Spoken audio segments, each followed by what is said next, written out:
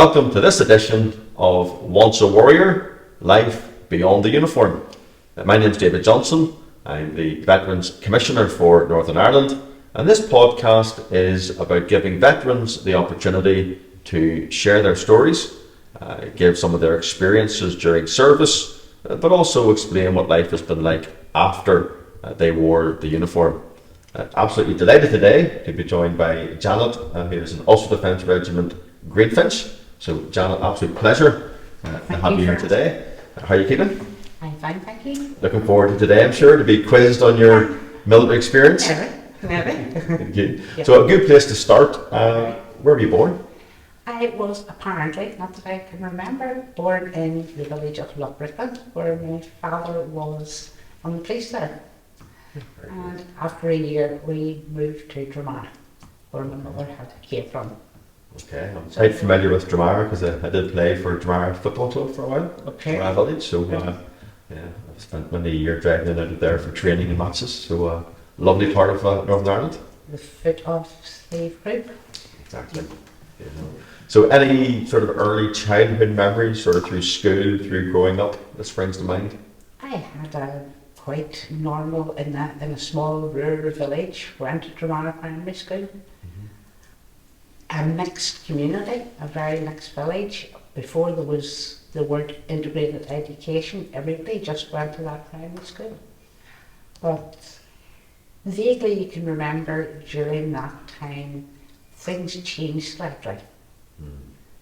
The onset of, as it's called, the Troubles, and you could see a slight change. We were all still friends and neighbours, but there was a slight cooling of relationships as such. That's probably a good way of putting it. A nice childhood there. No brothers, no sisters. Wasn't pampered by any means. Right. Knew what the dishcloth was on the back of your legs. Okay. Quite a nice childhood. Yeah. Okay. So then, when did you become sort of aware of, you refer to as the Troubles? When did you realise, okay, this is now not normal, we've now moved into, let's say, what is known as conflict and troubles? I suppose my earliest memories was my father left the place, got an ordinary civilian job, joined the B Specials, and going on a call out. But he maybe wasn't back for 2 or 3 days. And in them days you could remember getting up in the mornings, no central heating in the houses, the frost on the inside of the windows, and holding your hand against them, looking out to see if your daddy was coming home. Right. And then after they were disbanded, he joined the UDR. Okay. And the same thing. So you came to accept that that was normal childhood. That was normally what happened. Although you still, within the village or within the community, there was that coolness between the two different sides of the community. And your dad's motivation to go from the police, the B Specials, to the Ulster Defence Regiment, was he always, had he come from a military family, or was it the current situation he felt he wanted to do his part, which... I don't know what his motivation was for leaving the place. I presume now, as the years went on, there was probably the pressure from my mother. Probably, I'm sick of this moving about. For in those days, the police lived in the local police station and were stationed then, or in the local village, and it was, you were sent somewhere else, and dear knows where the next place you were going to be sent. So I presume that was the reason for him leaving, but he still wanted to be part of that. I want to be what he thought. I want to be doing what's right. Yeah. I want to contribute towards. But it's interesting to use that word, contribute and help, because for so many men and women through what became known as the Troubles, that was the motivation. Yes. You know, it was to contribute to what many saw as the defence of both communities, to try and keep the peace, and that's what motivated them. It was. Also, my childhood memory as well. Now, my grandfather, my maternal grandfather, as a small child, every Saturday night he went to the pub just on the Saturday night, and he had 2 bottles of Guinness, and he called and I always got a halfpenny, Right. the old money. Uh-huh. But he had this wee badge he always wore, no matter what he had, and it was a Royal British Legion badge. And he had been at the Somme and come home unscathed. Wow. So I suppose one of the very, very fortunate ones, and it was always within the family somewhere. Yeah, yeah. Yeah. And that's the same story for so many families in Northern Ireland that go back to the First World War, even Second World War, but just that connection. My wife's father was B Specials, Right. and then went into the part-time police. Now farmer, you know, it's what he was, his main job, farm and community and all the rest of it. He was the oldest, so he had to take the farm. In those days, that's the way it worked within farming community. But felt that he still wanted to play his part in terms of what was happening. So it sounds that was very similar for your father. So, at what age then did you consider joining the Ulster Defence Regiment and become a Greenfinch? But I originally wanted to join the police. Okay. And in those days there was the police cadets. Mm-hmm. And you went and you did. My father wasn't fussed or didn't particularly want me to, but went on, did my exam, got it, went for the medical, and the very final thing, the medical, I could turn down, I was half a centimetre too small, too short. Right. And it was raging. I could imagine. So I went to work in the wee local factory in Drama for what, a year and a half. But it was still always there. I want to. So I ended up, got married very young at 18, when you think you know everything. That didn't last. But anyhow, at that particular time, you had to have your husband's permission to join, to be in Greenfinch, join EDR. Mm-hmm. So got that anyhow, and away I went and did the basic training in Ballyhannon. Okay. What year was that, sorry? That was in 84. 1984, okay. I joined the 4th Battalion Militia and A Company in 1988, only a few years later. Yes. So there we are. So, so right about the same sort of time, if you like, in that. So can you remember much about recruits course? I mean... I remember the first morning being there up very, very early and standing in the pouring rain in the drill square, and somebody roaring their head off our feet and thinking to myself, is my head right? Day one. Day one, they'd taken for a run and then forced to eat breakfast. But you know what? As the week went on, it became normal. It became what you did every morning. I thought you were going to say, as the week went on, the food tasted better. Everything tasted better after a week. Exactly. Yeah. And, So you're really referring to there as almost like a culture shock in terms of just this whole new environment, people shouting at you, and then this sort of fitness and all. So did you manage to, did you embrace that, or did you yes, find... I embraced it, and I suppose coming from a rural community, most people was pretty fit anyhow. That's right. That's right. Yeah. I suppose looking back, the thing that wondered or amazed me at the time was the females did equal weapon training to what the men did. And you felt pretty brief for that, because you knew you weren't going to be allowed to carry a weapon, but why was given us all this training? But it was so as you could, if they needed card, lift it and use it just the same as any male soldier could. Yeah. No, I have to say I enjoyed every minute of it. When I came out, I went to Rift Island, and my first duty was, believe it or not, a training weekend at Ballykilmer. So I thought, am I never going to see the end of this place? Straight back there again. That was the It was interesting that you made the comment about weapons training. One of our other guests, I think it was Charlie Marno, I'm sure you would know Charlie. Yes. He referred to how he had to teach his wife how to use, his personal weapon. Again, because in a situation that may develop and did develop on many occasions, the wife maybe had to lift the weapon to defend her husband or defend the children. That's a sobering thought. Yes. That's where we got to in the province, that you know, that type of scenario existed.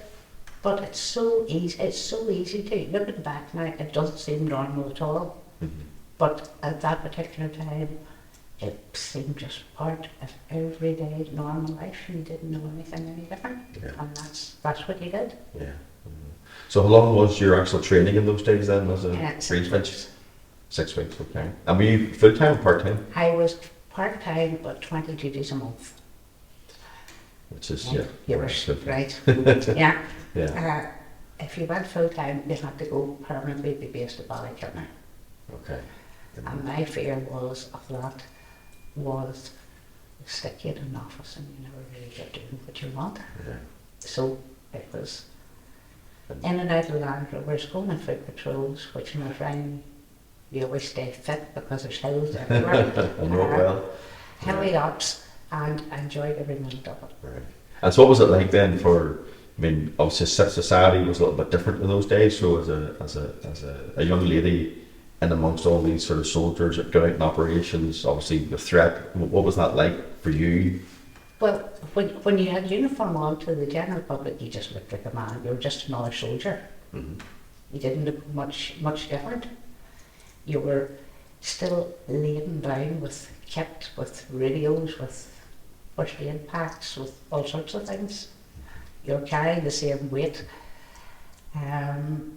One particular thing that sticks to mind was I had so much weight on one night and was sat down at a VCP and I leaned against the hedge and I just kept going back and back and back and ended up in a drain on the other side of it. And as my mum would have said, it was like a sheep. What's it got in my back? So much weight to get back up again. You needed help. You needed help. The general public, some of them, the more unsavoury people, if you stopped at a VCP and they discovered you're a female, you took the wrath of their tongue. You were the lowest of the low and all sorts of abuse. And how did that affect you? I mean, you're obviously relatively young at this stage, still getting that sort of abuse from members of the public. You took that sort of abuse, and I think the way to treat it was, or the way we did treat it was good night, sir, have a nice night. And actually, I think annoyed people more because you didn't retaliate, or you didn't come back full whack at them or what they were saying to you. You just ignored it. But no, it wasn't nice. Yeah. So, what was your motivation then, Janet? In terms of saying, right, I'm going to do this? What was the inspiration and motivation? One, it was something I enjoyed. You felt as if you were doing something which was worthwhile,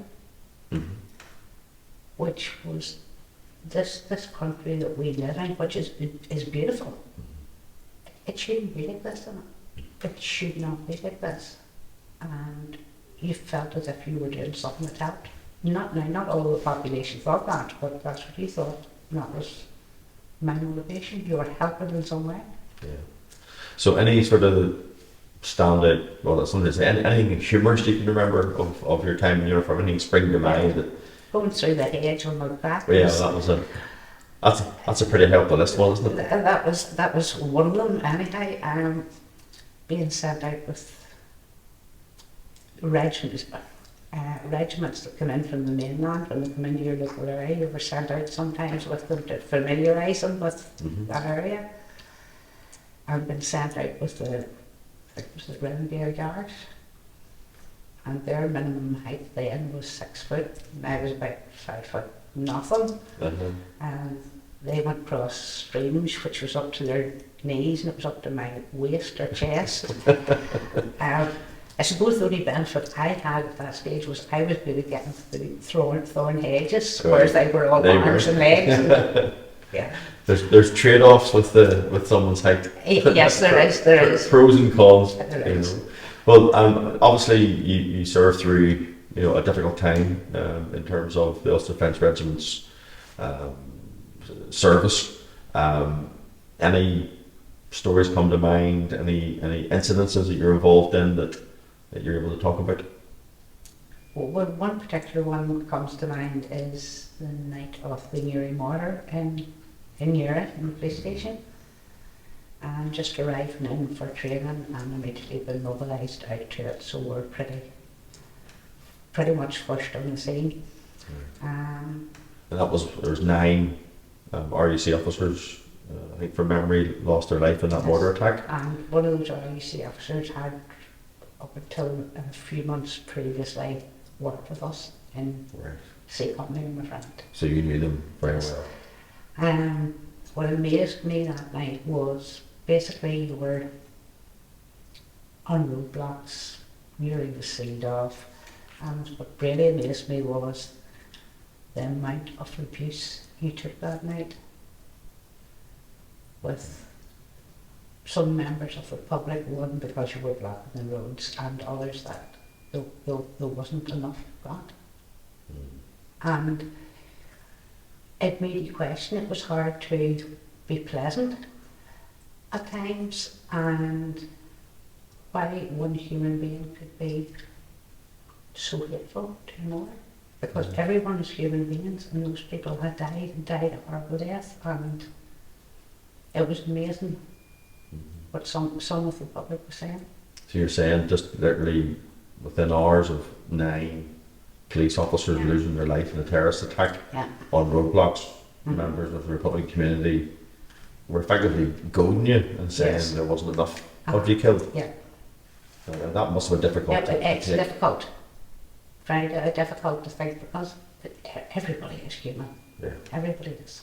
Yeah. How do you deal with that? You know, especially as a That was one of the times your training really came in, but basically just to keep your cool and act professionally and just keep saying to yourself, this is my job. And that's all you do. I know what's very frustrating for many veterans that I speak to is that now in 2025 there is a demonisation, particularly of the Ulster Defence Regiment, as some sort of a militia force that was unprofessional, that went out, you know, it's almost like on a sectarian gung-ho attitude into Northern Ireland. I mean, what you're describing there is taking vile abuse, but realising that your professional training meant that you dealt with that in a professional way. I think that story doesn't often get told. Would you agree with that or disagree with that? No, that is true, and it's like in every profession in the world, you get a bad apple. Every one of them. But I can say during my time, I have never encountered anybody that was in for those reasons. Or that I am aware of was in for those reasons. So there's a genuine... To genuinely do good and do what they thought was right to do. And acted professionally in doing it. And again, that is so important in terms of the history of the Troubles. What you're emphasising is that the motivation of those that wore the uniform was to do what they thought, to do what's right. In terms of keeping the peace, in terms of just the society in the province. In the province. The other thing was, after I left, I suppose I was quite fortunate, and fortunate in one respect was I got a job in a contract catering business, but they were contracted to the police authority. So you're working in a police station, so you ended up, you were still had daily contact with all those people, a lot of those people that you had worked with. Yes. And an incident happened then, which was at Ballydoon Road in Downpatrick. Yes. And again, it was with friends, people you had worked with, people you had contact, even when you transitioned into the civilian life.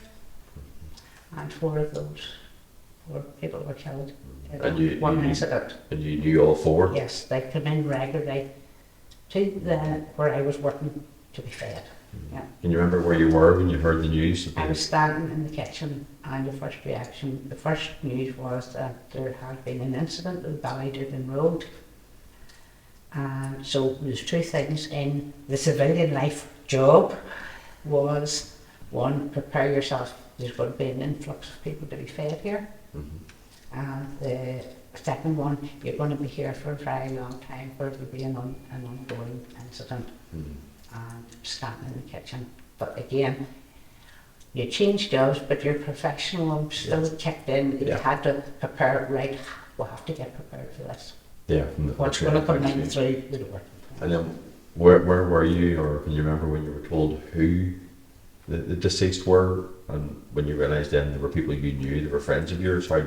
Yes, it was just a few hours after that the names started to come through, and you just felt absolutely terrible.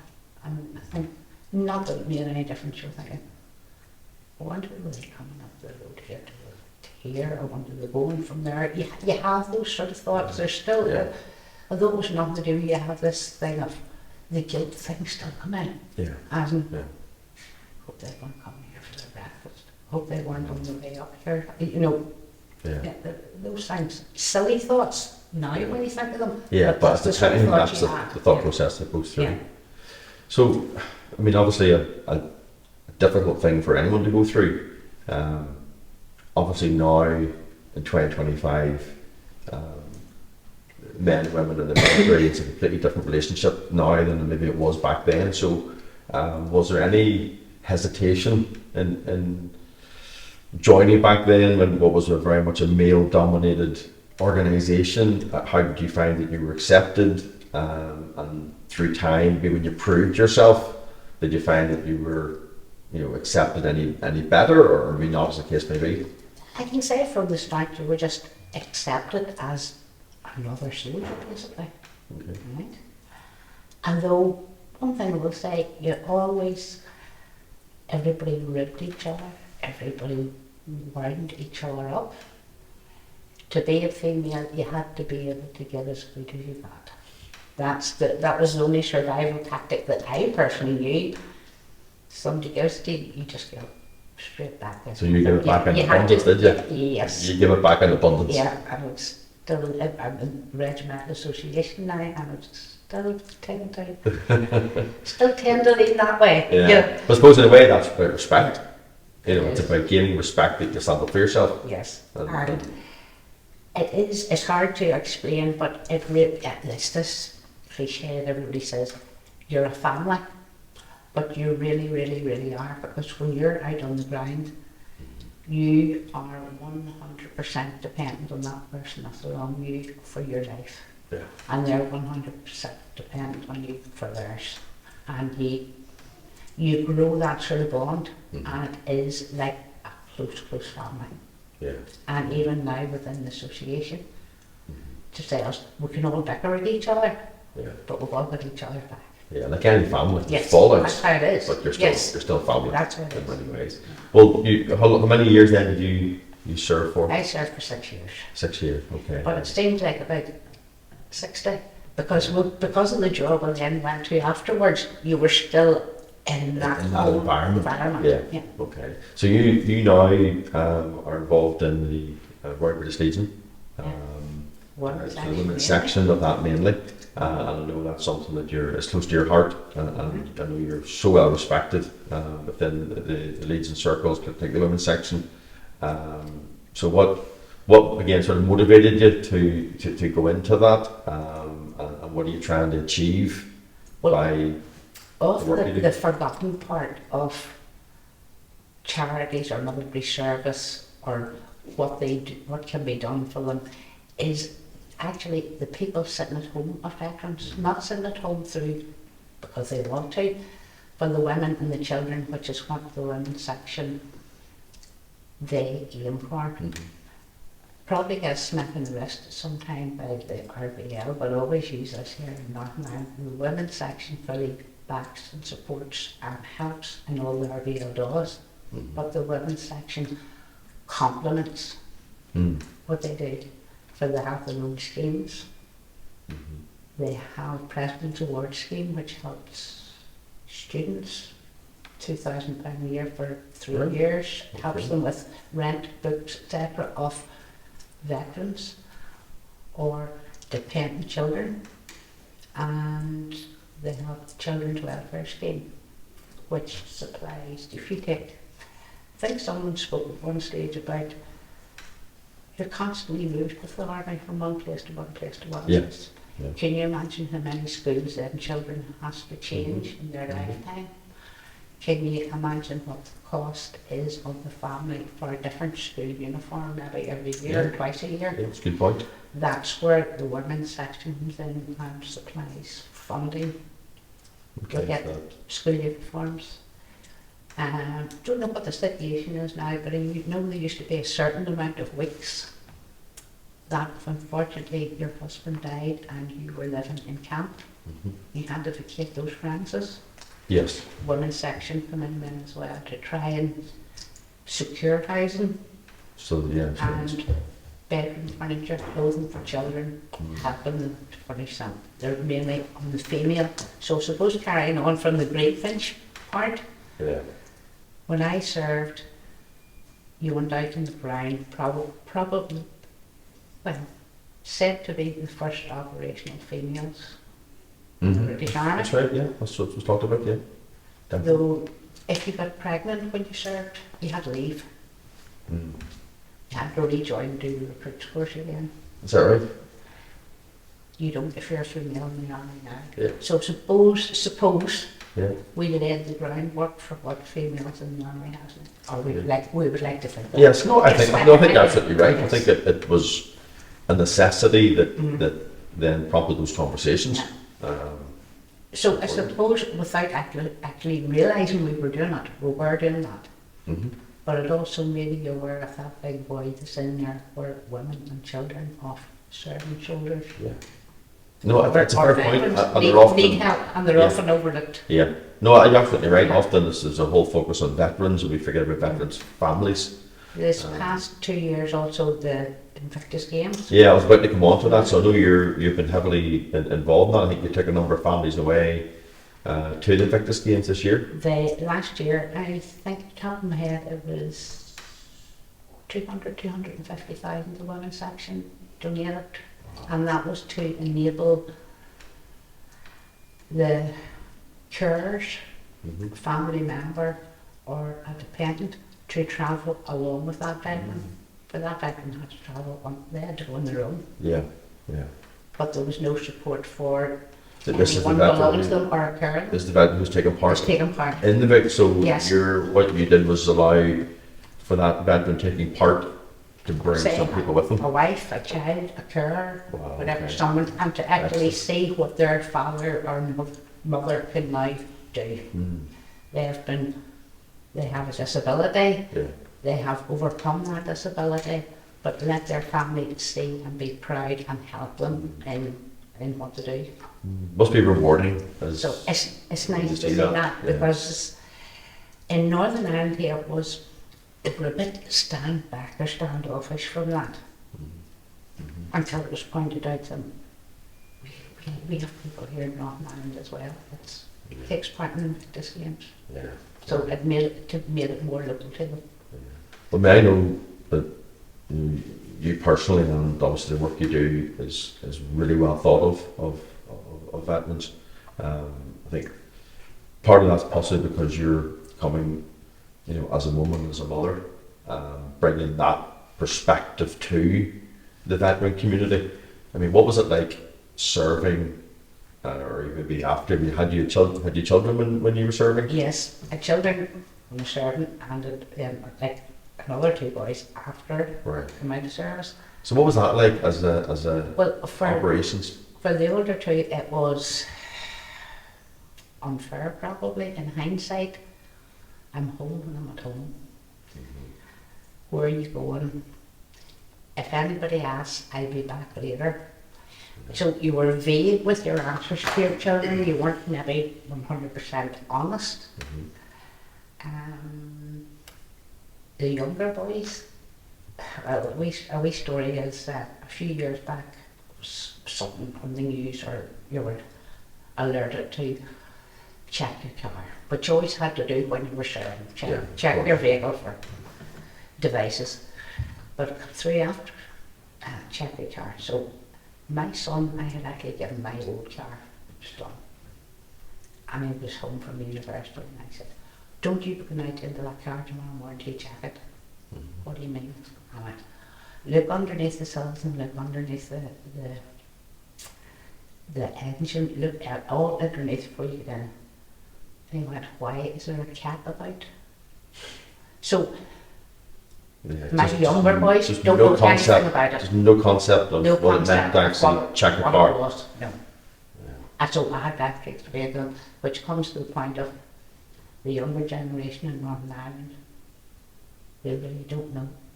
Because there's my two of my own children, they don't know. Do you think that's a good thing, or No, although it's like double-edged sword, that isn't it? you don't want to tell them and make it say, oh, your mother was a hero. Of course she wasn't. You were just going to work every day. It was your job. Yeah.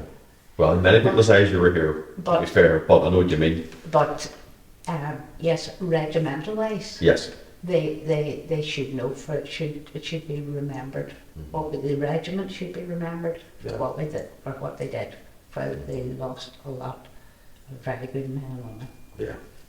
And that's the reason why we do need to make sure Yes. that next generation understands and knows the price that was paid. But it's fascinating that the checking of a car, which was just the norm for many years for us, now it's just At one stage, you didn't know how to look underneath your car or look over your shoulder. Yeah. Which will they do first? you Yeah. know, but- No, that's right. Yeah. No, and even the pressure, people don't understand the pressure of living in that environment. I have this conversation sometimes with veterans from GB, and of course, we're very thankful for those from GB who came in and served in their tours and went home. But when they flew out home. They could relax, they could, go down and local shop. They weren't checking their cars every morning. For the Ulster Defence Regiment particularly, and of course the police, it was 24/7. You were never off duty.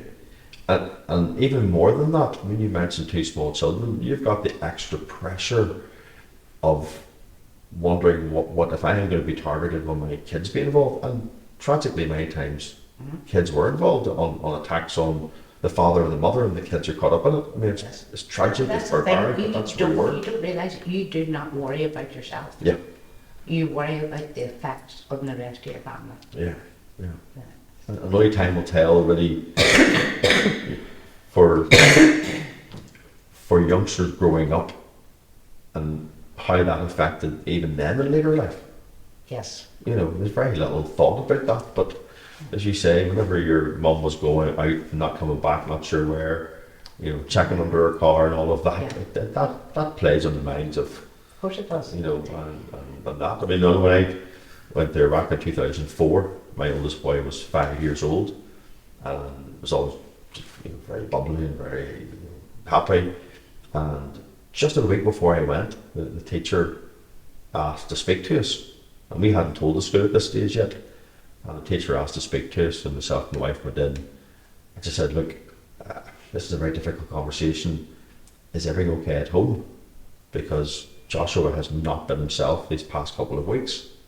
And of course, we thought there was marital problems or separation or something. And they're like, look, it's really affecting him, and we feel we have to ask the question, is everything okay at home? So I explained that I was about to leave for Iraq the next week, and it just made perfect sense. Yeah. Now, we hadn't picked up so much on that. But They you had to knew there school was something up. And Brenda asked him numerous times about sort of what was up, and he saw it was actually like news round, which was for kids, remember? Yeah. But it was that sort of news round, as they called it, but it had shown pictures and just the ordinary news of Iraq and soldiers being killed and all the rest of it. And 5-year-old, and we thought we had protected him from it. Yeah.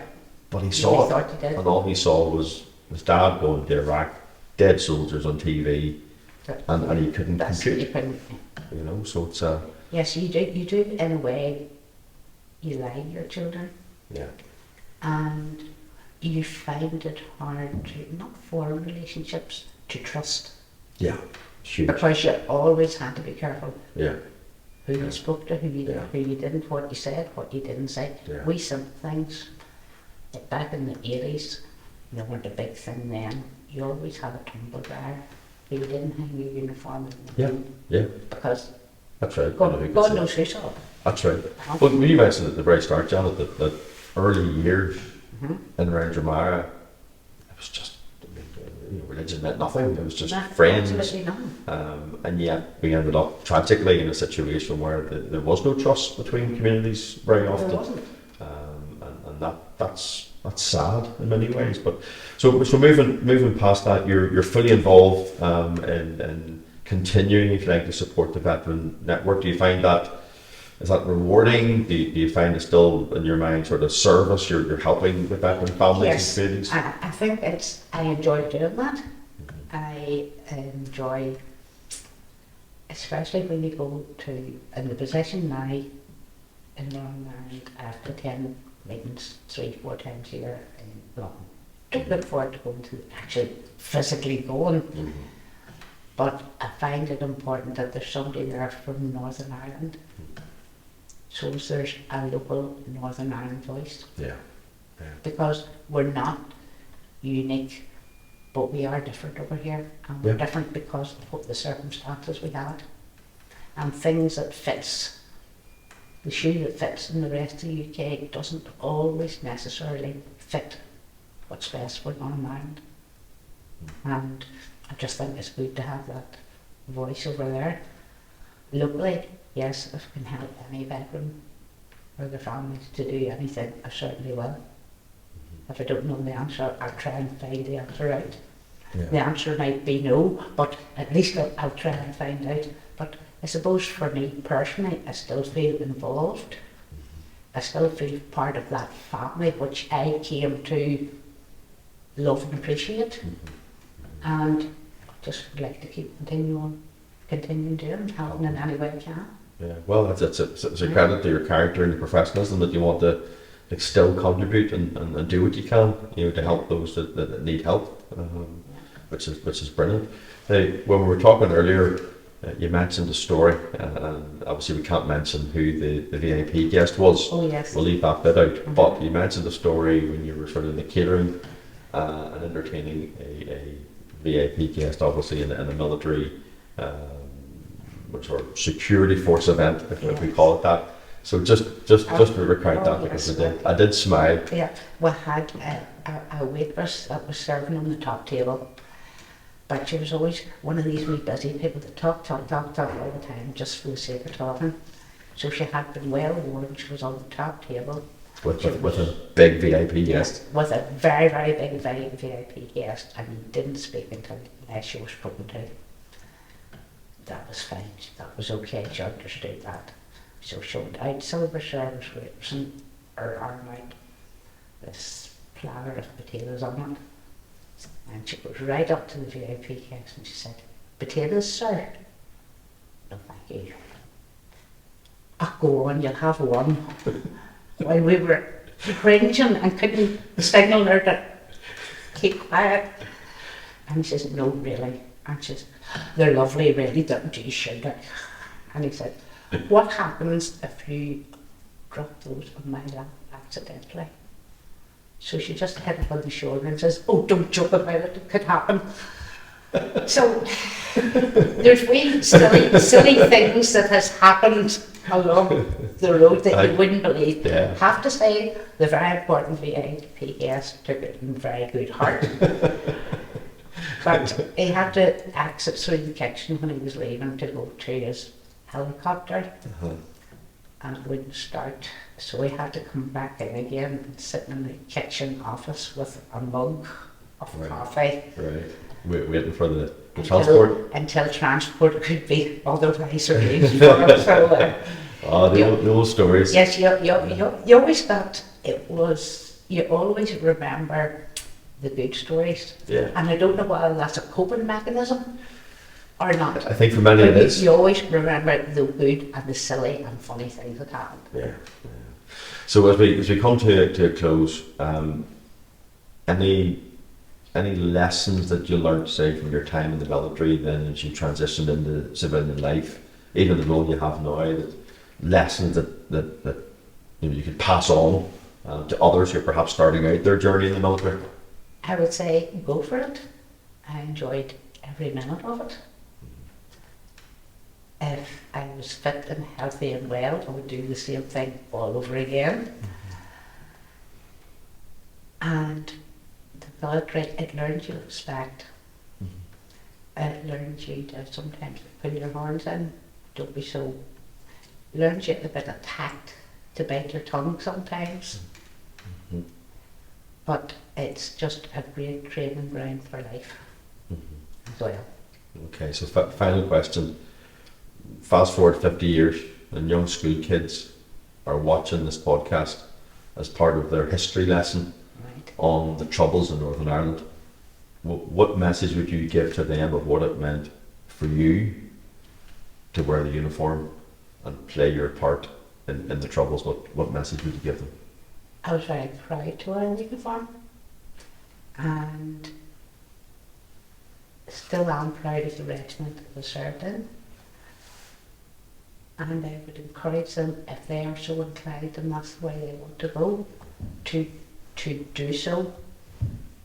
And that part of their peace in Northern Ireland is down to what happened before. Fantastic. Well, look, on behalf of the Veterans Commissioner's Office, Janet, can I thank you. Ulster Defence Regiment, CGC, thank you for your service. Thank you.